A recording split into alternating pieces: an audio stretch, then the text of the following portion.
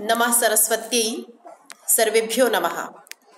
प्रिय विद्यार्थिनः, अद्य काव्यप्रकाशे वयं मध्यमकाव्यस्य विषये ज्ञास्यामः। गतकक्षायां भवन्तः उत्तमकाव्यस्य विषये विस्तरेण ज्ञातवन्तः, तत्र उदाहरणमपि दृष्टवन्तः। पुनश्च वृत्तिभागे मम्मटेन विशेषरूपेण विवेचनं कृतं, तदपि अस्माभिः दृष्टम्। सम्प्रति वयं मध्यमकाव्यस्य विषये जानीमः। मध्यमकाव्यस्येव अपरं नाम गुणीभूतव्यङ्ग्यमिति। अत्र पश्यन्तु, मम्मटेन किमुच्यते? अतादृशी गुणीभूतव्यङ्ग्यं व्यङ्ग्ये तु मध्यमम्। मध्यमकाव्यस्य लक्षणं किम्? एतदेव लक्षणम्। अतादृशी गुणीभूतव्यङ्ग्यं व्यङ्ग्ये तु मध्यमम्। अत्र तृतीयं सूत्रं भवन्तः पश्यन्तु। इदानीं पर्यन्तं तु भवन्तः ज्ञातवन्तः यत् काव्यप्रकाशे पद्धति कथं वर्तते। सूत्राणि सन्ति, कारिकाः भवन्ति, सूत्राणि एव मिलित्वा कारिकाणां निर्माणं कुर्वन्ति, वृत्तिभागः वर्तते, पुनश्च उदाहरणानि सन्ति। तर्हि तृतीयसूत्रे मम्मटेन मध्यमकाव्यस्य लक्षणम् अत्र सूचितम्। वृत्तिभागे किं कथयति? अतादृशी, अतादृशी वाच्याद् अनतिशयनी। उदाहरणं दत्तं, यथा ग्रामतरुणं तरुण्या नवमञ्जुलमञ्जरी सनाथकरं पश्यन्त्या भवति मुहुर्नितरां मलिना मुखच्छाया।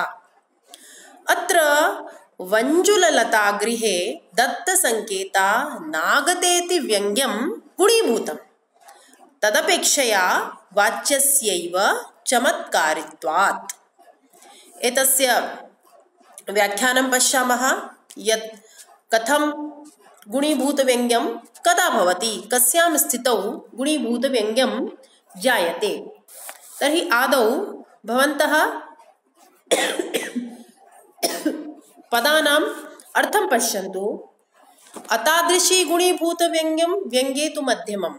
अत्र अतादृशी नाम यथा पूर्वं भवन्तः ज्ञातवन्तः, उत्तमकाव्यं कदा?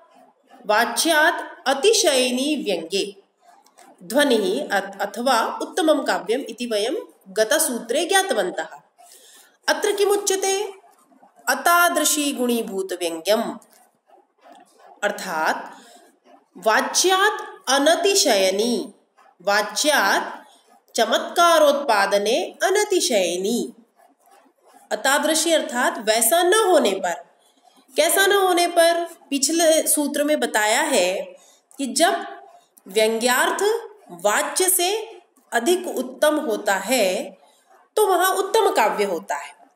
तो वैसा न होने पर, अर्थात जो पिछले सूत्र में बात कही जा चुकी है वैसी बात यदि नहीं है, अतः जब व्यंग्य वाच्य से अधिक सुंदर न हो, या तो वह उसके समान सौंदर्यदायक हो अथवा उससे कम सुंदर हो, तो दोनों ही जो स्थितियां होती है उस स्थिति में गुणीभूत व्यंग्य होता है।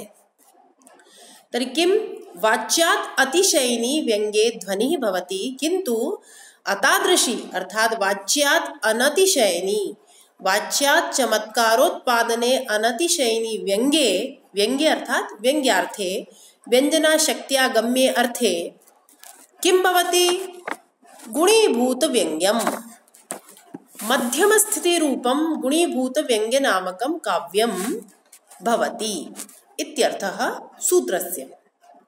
पुनः स्पष्टं करोति मम्मटः, अतादृशी अर्थात वाच्यादनतिशयनी।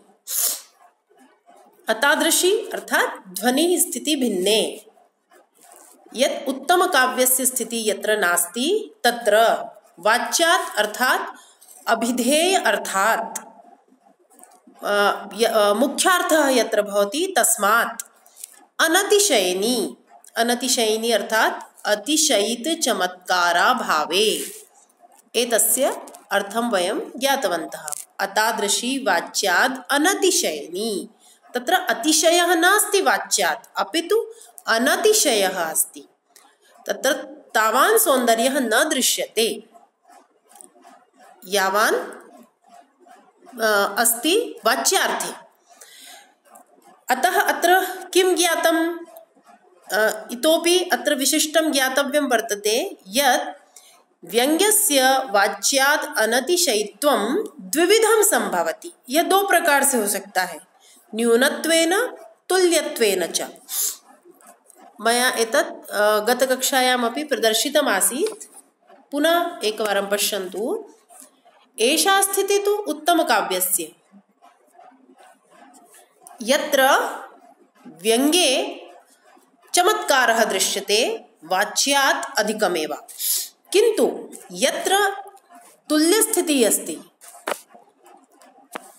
अथवा यत्र न्यूनता एव अभवत्, अत्र व्यङ्ग्यं तु न्यूनमेव दृश्यते, न्यूनचमत्कारयुक्तं दृश्यते, अत्र समानसौन्दर्यं दृश्यते द्वयोः। तर्हि उभयत्रापि किं भवति? गुणीभूतव्यङ्ग्यम्। उभयत्रापि मध्यमकाव्यस्य स्थितिः एव जायते। अतः व्यङ्ग्यस्य वाच्याद् अनतिशयित्वं द्विविधं संभवति। वाच्यं व्यङ्ग्यं च तुल्यं स्यात्, अथवा व्यङ्गे न्यूनता एव अस्ति, वाच्ये एव अतिशयः दृश्यते, अतिशयसौन्दर्यः दृश्यते। तर्हि अत्र गुणीभूतव्यङ्ग्यस्य स्थितिः भवति। प्रथमे तु उत्तमकाव्यस्य स्थितिः वर्तते इति वयं गतदिने ज्ञातवन्तः। सम्प्रति उदाहरणं पश्यन्तु। किमुच्यते? ग्रामतरुणं तरुण्या नववञ्जुलमञ्जरीसनाथकरं पश्यन्त्या भवति मुहुर्नितरां मलिना मुखच्छाया। आदौ प्रसङ्गं पश्यन्तु। स्वयमेव सङ्केतं कृत्वा गृहकार्यव्यासङ्गवशेन सङ्केतस्थानम् अनागतायाः सङ्केतस्थानगमनं ज्ञापयितुं तत्र मञ्जुलमञ्जरीमादाय उपगतम् उपनायकं दृष्ट्वा विषण्णायाः कस्याश्चित् उपनायिकायाः विप्रलम्भाभासवर्णमिदम्। अर्थात किसी नायिका ने स्वयं ही संकेत जो दिया था, आने का मिलने का समय निश्चित किया था, वह उस समय नहीं पहुंच पाई है, और जब वहां पहुंची है उस संकेत स्थल पर, तो वहां उस ग्राम तरुण को देखकर, जिसके की हाथ में जो अशोक की नई नई मंजरी जिसके हाथ में है, ऐसे ग्राम तरुण को देखकर उसके मुख की जो छाया है, छाया अर्थात कांति, वह मलिन हो गई है। तो इस पद्य के माध्यम से मम्मट ने गुणीभूत व्यंग्य की स्थिति को स्पष्ट किया है। अत्र पद्यस्य अन्वयं पश्यन्तु आदौ, अनन्तरम् एकमेकं पदं पश्यामः। किं नवं वञ्जुलमञ्जरीसनाथकरं ग्रामतरुणं, ग्रामतरुणपदस्य विशेषणम् एतत् पदं। कथं ग्रामतरुणं दृष्ट्वा? नववञ्जुलमञ्जरीसनाथकरं ग्रामतरुणं दृष्ट्वा मुहुः पश्यन्त्याः तरुण्याः, मुहुः बारंबार मुहुः पश्यन्त्याः तरुण्याः मुखच्छाया मलिना भवति। नववञ्जुलमञ्जरीसनाथकरं ग्रामतरुणं मुहुः पश्यन्त्या तरुण्या मुखच्छाया मलिना भवति।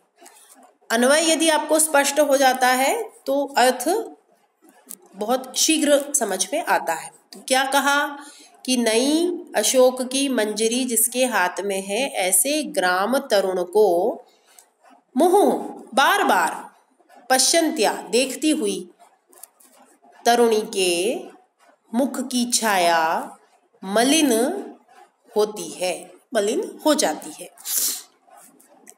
तर्हि अत्र पदानामर्थं भवन्तः सामान्यरूपेण तु ज्ञातवन्तः, नववंजुल मंजरी सनाथकरम, नव अर्थात नूतना, नवा, वंजुल अशोकस्य, अशोक वृक्षस्य, मंजरी वल्लरी, सनाथकरम अर्थात युक्तः करः यस्य, तम ग्रामतरुणम, ग्रामतरुणम कथनेन अत्र व्यंजना जायते। ग्रामे एकस्तरुणः तेन ग्रामस्थ सकल युवती प्रार्थ्यमानतया दुर्लभत्वं व्यज्यते। अर्थात वह गांव में एक ही तरुण है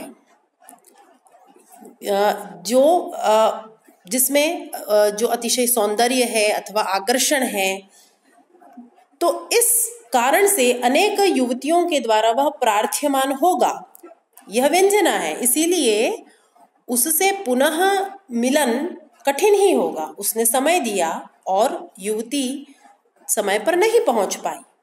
इससे क्या व्यंजना हुई?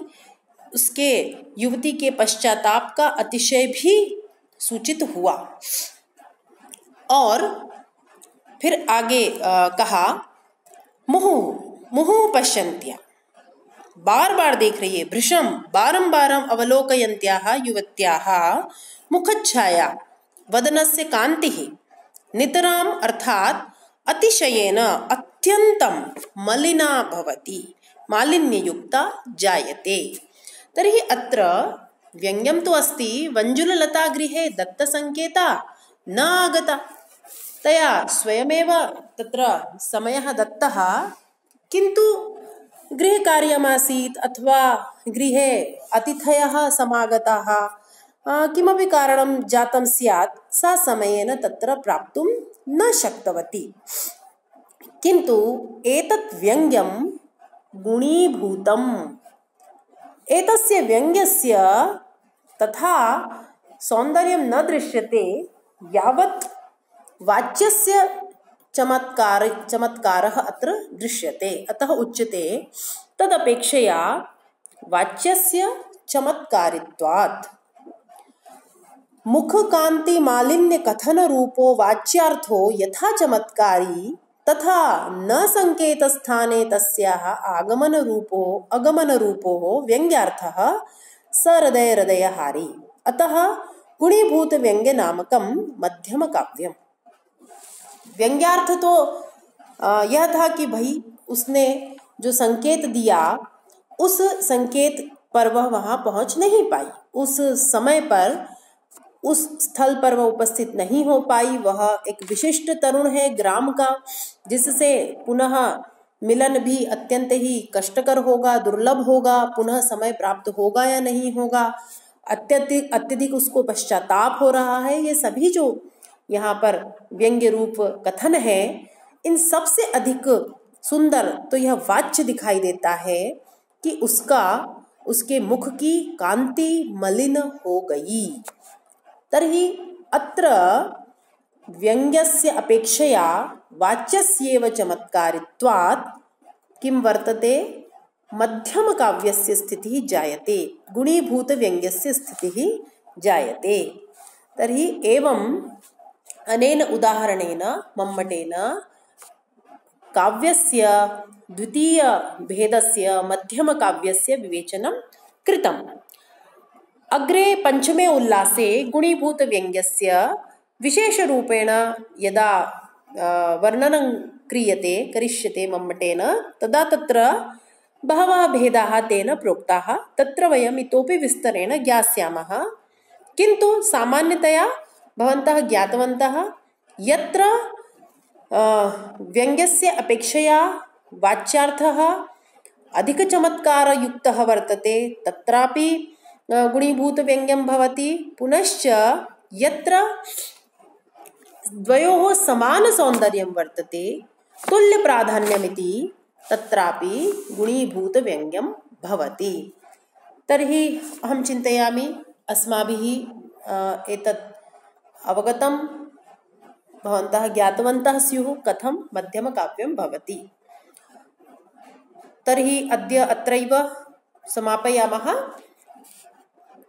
पुनः श्वः अधमकाव्यस्य विषये चर्चयिष्यामः। ततः अस्माकम् एका लैव् कक्षा भविष्यति गूगल मीट माध्यमेन। तत्र भवन्तः प्रथम उल्लासविषयकान् प्रश्नान् प्रष्टुं शक्नुवन्ति। अस्तु, धन्यवादाः।